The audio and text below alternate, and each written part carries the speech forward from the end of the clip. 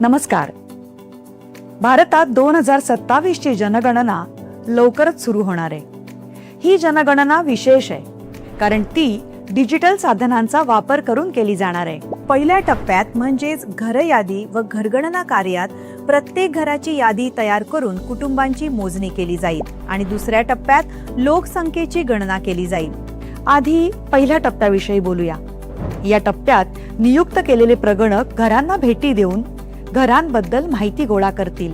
परंतु ही प्रक्रिया स्वगणना पोर्टलद्वारे देखील पूर्ण केली जाऊ शकते.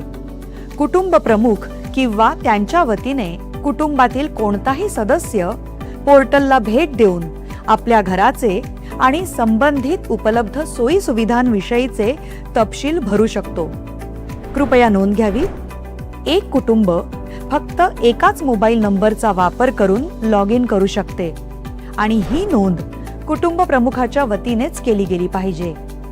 एकदा मोबाईल नंबरची स्वगणनेसाठी नोंदणी झाल्यावर तो नंबर दुसऱ्या कुटुंबासाठी वापरता येणार नाही. कुटुंब प्रमुखाचं नाव बदलता येणार नाही. लोकांनी स्वगणना केल्यास गणना प्रक्रिया अधिक सोपी आणि जलद होईल. हा याचा मुख्य फायदा आहे. स्वगणना ही एक विशेष सुविधा आहे. ती त्या विशिष्ट राज्यात किंवा केंद्रशासित प्रदेशात घर यादी कार्य सुरू होण्याच्या 15 दिवस आधी उपलब्ध करून दिली जाईल. HLOच्या प्रक्रियेदरम्यान प्रत्येक रहिवाशाला एकूण अधिसूचित 33 प्रश्न विचारले जातील. महाराष्ट्रातील स्वगणनेचा काळ हा 1 मे ते 15 मे आहे. तसेच HLO प्रक्रियेचा काळ हा 16 मे ते 14 जून आहे. स्वगणना पोर्टलवर तपशील कसा भरावा? सर्वप्रथम SE पोर्टल उघडा.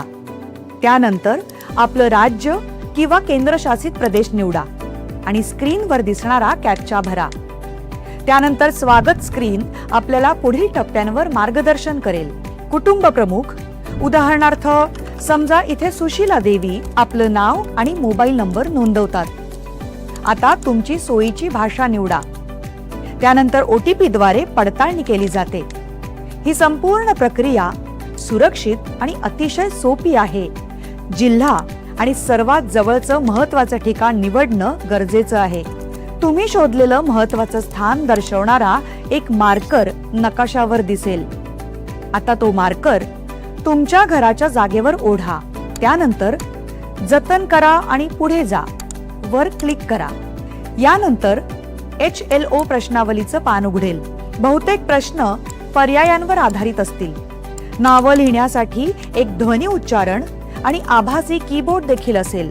वारंवार विचारले जाणारे प्रश्न म्हणजेच FAQ आणि विशेष सूचना कोणत्याही शंकेचं त्वरित स्पष्टीकरण देतील.